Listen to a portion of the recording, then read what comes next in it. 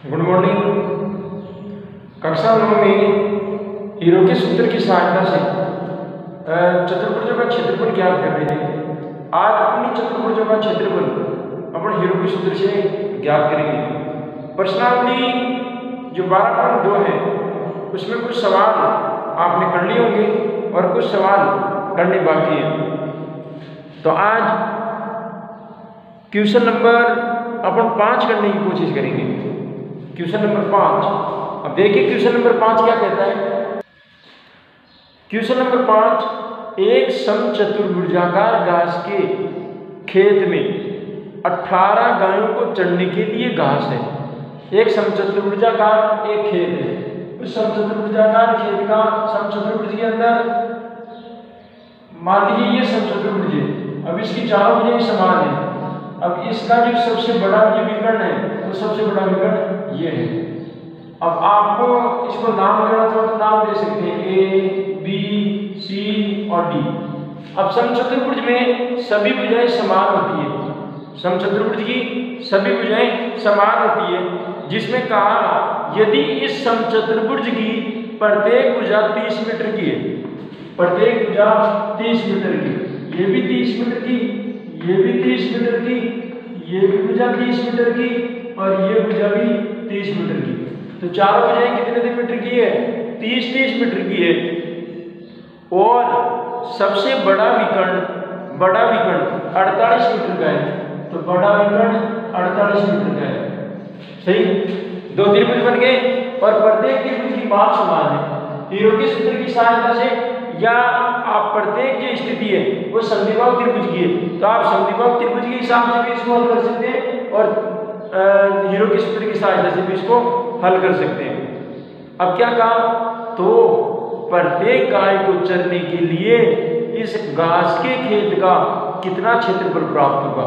ये पूछना ये चाहता है कि प्रत्येक इसी घास के मैदान में जो समचतुर्भुजाकार घास का मैदान है उसमें अगर गायें चरेगी 18 गायों की संख्या कितनी है? 18। तो 18 गायों को चरने के लिए जो घास चाहिए वो प्रत्येक गाय के लिए कितना क्षेत्रफल प्राप्त होगा। तो एक काम करते हैं, इस चतुर्भुज का अपन संपूर्ण का क्षेत्रफल निकाल लेते हैं। जितना क्षेत्रफल आएगा, आप एक काम करें, इसका प्रत्येक जो समचतुर्भुज है, समचतुर्भुज के एक त्रिभुज का क्षेत्रफल निकाल लो, क्योंकि विकर्ण खींचने पर ये समचतुर्भुज 2 भागों में बढ़ गया। अब प्रत्येक भाग क्या कहलाएगा? इसका त्रिभुज कहलाएगा। तो एक त्रिभुज का क्षेत्रफल हीरो के सूत्र की सहायता से, या आपके पास में वैकल्पिक सूत्र है समद्विबाहु त्रिभुज का, b/4 √4a² - b²। तो चाहे आप इस सूत्र से निकाल लें और या फिर हीरो के सूत्र की सहायता से निकाल लें। अब हीरो के सूत्र की सहायता से यदि आप इसका क्षेत्रफल निकालते हैं त्रिभुज का, तो जो क्षेत्रफल आएगा उसको 2 से गुणा कर दो, संपूर्ण आकृति का क्षेत्रफल आ जाएगा।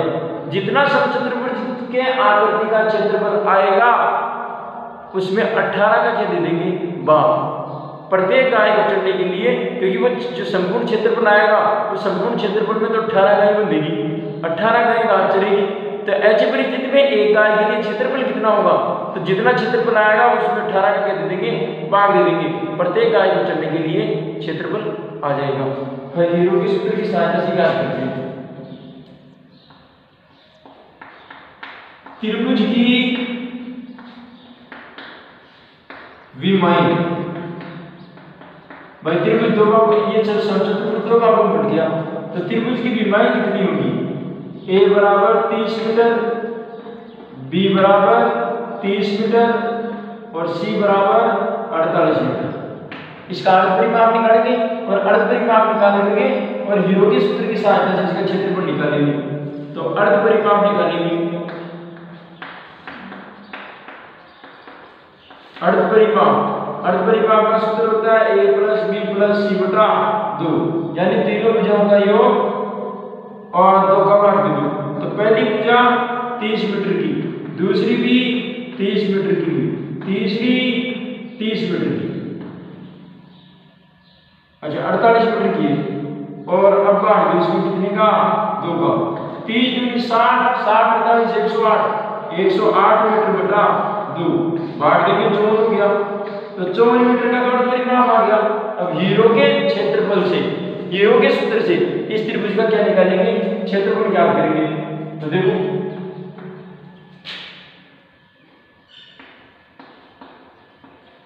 त्रिभुज का क्षेत्रफल और वो भी हीरो के सूत्र से,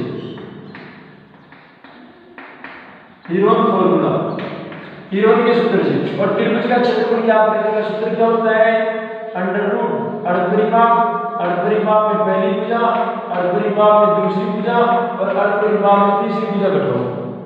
अर्धपरिमाप में तीसरी भुजा अमल मान लो अर्धपरिमाप कितना आएगा 54, अर्धपरिमाप 54 में पहली भुजा 30 की, 54 में दूसरी भुजा 30 की और 54 में तीसरी भुजा 48 की। अब अपने अपने भुजा घटाएंगे, 54 के 54 घटाएंगे 24, 54 में 30 घटाओ 24 और 54 में 48 घटाओ 6, कितने बच जाएंगे 6। अब देखो अब इसका अभाज्य गुणनखंड करके और इनका विस्तार करेंगे। देखो पहले 54 का विस्तार करेंगे, 54 का विस्तार करेंगे 27 गुना 54, 3 नाम 27, 3 का 3 और 3 एकम 3, यानी 54 का विस्तार होता है 2 गुना 3 गुना 3 गुना 3, यही होता है। और देखो आगे उसके बाद 24 का भी देखो विस्तार करके देख लीजिए 12 6 3 1, यानी कि 2 गुना 2 गुना 2 गुना 3, एक 24 का आ गया, दूसरा 24 का भी 2 गुना 2 गुना 2 गुना 3। अब बच गया क्या 6 का देखो बाजू पर कर 2 इंटू 3 तो 2 इंटू 3, ये सबका बाजू पर हो गया। अब जोड़े बनाओ कि जोड़े कितने थे बनेंगे, पहले 2 को गिन लेता हूं मैं, 2 को गिना 1 2 3 4 5 6 7 और 8 का मतलब 4 जोड़े बनेंगे, तो 2 इंटू 2 इंटू 2 इंटू 2। अब देखो 3 1 2 3 4 5 6 का मतलब 3 जोड़े, 1 2 और 3 जोड़े। अब इसका क्षेत्रफल आ जाएगा त्रिभुज का 3 तिया 9 9 तिया 27 27 गुना 54 54 गुना 108 108 गुना 216 और 216 को 2 से गुणा करेंगे, 216 गुना 2 432 मीटर स्क्वायर, 432 मीटर स्क्वायर। अब देखो 432 मीटर स्क्वायर में केवल एक त्रिभुज का क्षेत्रफल आया है, ओनली एक त्रिभुज का। तो संपूर्ण समचतुर्भुज का क्षेत्रफल, संपूर्ण समचतुर्भुजाकार जो घास का मैदान है, समचतुर्भुज जो कि वो घास का मैदान है, घास का खेत है, तो समचतुर्भुज का क्षेत्रफल। अब समचतुर्भुज का क्षेत्रफल ज्ञात करने के लिए जो त्रिभुज का क्षेत्रफल आया उसको 2 से क्या कर देंगे, गुणा कर देंगे, संपूर्ण आकृति का क्या आ जाएगा, क्षेत्रफल आ जाएगा। तो 432 मीटर स्क्वायर गुणा 2 त्रिभुज, तो 2 गुना 4 3 गुना 6 और 4 गुना 8 864 मीटर स्क्वायर का इस समचतुर्भुज का क्षेत्रफल है। अब उसमें 18 गायें बनेगी। अब 18 गायों को घास चरने के लिए जो मैदान है, उस 18 गायों का जो घास चरने वाला जो मैदान का क्षेत्रफल है वो तो 864 मीटर स्क्वायर है। अब दिक्कत ये है कि अब 18 गायों को चरने के लिए प्रत्येक गाय का क्षेत्रफल कितना होगा, तो जितना क्षेत्रफल आया उसमें 18 का क्या दे देंगे, भाग दे देंगे। संपूर्ण खेत में से प्रत्येक गाय को चरने के लिए घास का क्षेत्रफल आ जाएगा। तो देखो 18 गायों को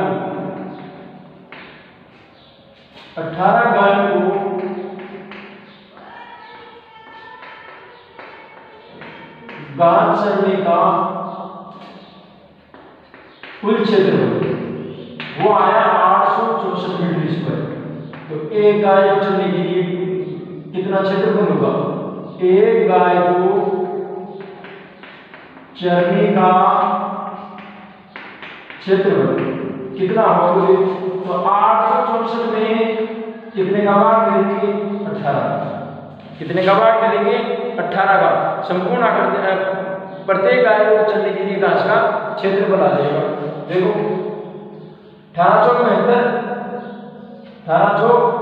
1872 इधर बच गए अपने 4 और इधर 8 8 × 64 8 बार 18 × 144 18 × 144। इसका मतलब 48 मीटर स्क्वायर का क्षेत्रफल प्रत्येक गाय को चलने के लिए 48 मीटर स्क्वायर का क्षेत्रफल चाहिए। कितने का? 48 मीटर स्क्वायर का। आगे देखो एक सवाल और देखते हैं। प्रश्न नंबर 6 देखिए, दो विभिन्न रंगों के कपड़ों के 10 त्रिभुजाकार टुकड़ों को सीकर मतलब सिलकर, जैसे कपड़े सिलते हैं वो सिलकर, टुकड़ों को सिलकर 10 त्रिभुजाकार है और 10 त्रिभुजाकार जो टुकड़े हैं अलग अलग रंग के, उनको जोड़ करके उनको सिल करके एक छाता बनाया गया। एक आकृति दी गई है आपको 6ठे प्रश्न में 12.16। जैसा कि आप देख रहे हैं कि ऐसी आकृति दी गई है, ये वाली, ये ऐसी छाता नुमा अलग अलग रंग की है। उसकी आपको एक छाता दिया गया है। उनका प्रत्येक जो हिस्सा है वो एक त्रिभुजाकार है।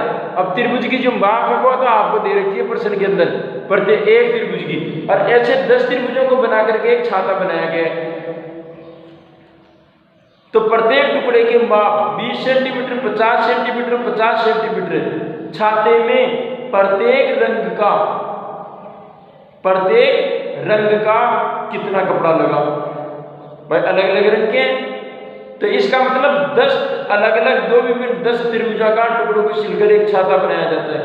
और प्रत्येक टुकड़ा, तो इसका मतलब एक टुकड़ा एक कलर का, एक टुकड़ा एक कलर का, एक टुकड़ा एक कलर का, और कलर 2 ही है। इसके अंदर कलर भी 2 ही है। अब 2 विभिन्न रंगों का प्रश्न में साफ ही करा है कि रंग हमारे कितने? 2 है। तो एक काम करते हैं, 5 जो टुकड़े हैं, 5 त्रिभुजाकार टुकड़े हैं वो तो एक रंग के, और 5 जो त्रिभुजाकार टुकड़े हैं वो एक रंग के। तो प्रत्येक रंग का कितना कपड़ा लगेगा? तो एक काम कर दो, 10 त्रिभुजों का क्षेत्रफल निकाल दो। या फिर ये हो सकता है कि एक त्रिभुज का क्षेत्रफल निकालो, उसको 5 से गुणा कर दो, एक रंग का क्षेत्रफल आ जाएगा। उसी को 5 रंग से गुणा कर दो, एक त्रिभुज का क्षेत्रफल आ जाएगा। तो देखो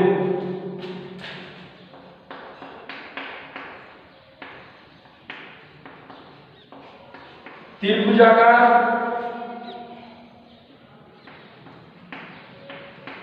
टुकड़े की माप, त्रिभुजाकार टुकड़े की माप दे रखी है आपको 20 सेंटीमीटर, 50 सेंटीमीटर और 50 सेंटीमीटर। सही। अब ऐसे 10 टुकड़े और 10 टुकड़ों का आपने क्या याद करना है? क्षेत्रफल याद करना है। तो पहले तो इसका परिमाप निकालो। त्रिभुजाकार टुकड़े का परिमाप a + b + c/2। तो पहली माप 20 सेंटीमीटर, दूसरी माप 50 सेंटीमीटर और तीसरी माप 50 सेंटीमीटर बटा 2। 120 सेंटीमीटर का हो गया। 120/2 बराबर 60 सेंटीमीटर का, बराबर 60 सेंटीमीटर का। अब देखो, अब हीरो के सूत्र की सहायता से इसका क्षेत्रफल निकालो। हीरो के सूत्र की सहायता से इसका क्षेत्रफल निकालना है। और सूत्र क्या है? अर्धपरिमाप में पहली भुजा, अर्धपरिमाप में दूसरी भुजा और अर्धपरिमाप में तीसरी भुजा घटाओ। अर्धपरिमाप में तीसरी भुजा घटाओ। देखो तो अर्धपरिमाप आया 60 में पहली भुजा 20, दूसरी भुजा घटाओ 60 में से 50 और 60 में से 50। देखो अर्धपरिमाप 60 आया, गुणा 40 गुणा 10 गुणा 10। अब 60 का बाजू गुणन करके देख लो इसका विस्तार कितना होगा। 60 का 60 का विस्तार होगा 30, 15, 5 यानी 2 × 2 × 3 × 5 और 40 का कितना होगा वो देखो 40 का 20, 10, 2, 5 यानी 2 × 2 × 2 × 5, 5 × 2 और 5 × 2 हो गया। अब आप गिन करके चेक करो कि प्रत्येक भाग का क्षेत्रफल कितना आएगा। 1, 2, 3, 4, 5, 6 और 7 कितना आ गया 7। तो 3 जोड़े तो है ये 1, 2, 3 और बाकी को रूट में रख दो 1 का सही है। और 1, 2, 3, 4, 5, 6, 7 सही है। अब आओ 3 का देखो 3 का भी जोड़ा नहीं बन रहा, इसको भी रूट में रख दो गुणा 3 सही। अब आओ 5 में 1, 2, 3, 4 अब इसके पूरे जोड़े बन रहे तो 2 जोड़े बनेंगे 5 × 5 सही है। हल हो इसको 5 25, 25 × 50, 50 × 100, 100 × 200 तो 200 √ 6 सेंटीमीटर स्क्वायर का क्षेत्रफल आ गया। अब ये तो केवल कितने का केवल एक त्रिभुजाकार जो डिजाइन थी उसका क्षेत्रफल आया। 5 डिजाइनों का क्षेत्रफल कितना होगा तो 5 डिजाइन का क्षेत्रफल 5 डिजाइन का क्षेत्रफल यानी 200 √ 6 × 5 तो 200 को 5 से गुणा करो 1000 तो 1000 √ 6 सेंटीमीटर स्क्वायर इसमें प्रत्येक भाग का क्षेत्रफल हो जाएगा। तो जो छतरी त्रिभुजाकार जो छतरी है उस त्रिभुजाकार छतरी में जितनी डिजाइन बनेगी 10 डिजाइन बनवा रहा है तो उसमें प्रत्येक डिजाइन का क्षेत्रफल पूछ रहा है। तो एक डिजाइन का क्षेत्रफल तो 200 √ 6 सेंटीमीटर स्क्वायर का क्षेत्रफल होगा। अब ये कहता है जो दोनों रंगों का अलग अलग रंगों का जो टुकड़ा लगा डिजाइन लगी उसका क्षेत्रफल कितना होगा। तो उसका क्षेत्रफल कितना होगा 5 डिजाइन जो होगी टोटल 10 डिजाइन है तो 5 डिजाइन होगी उसका क्षेत्रफल 1000 √ 6 सेंटीमीटर स्क्वायर का और बाकी जो 5 रंग की है उसका क्षेत्रफल होगा 1000 √ 6 सेंटीमीटर स्क्वायर का बराबर वहां पे। इस प्रकार से छतरी का क्षेत्रफल ज्ञात करना है। बाकी क्वेश्चन आप हल करें देखेंगे कल नेक्स्ट। धन्यवाद।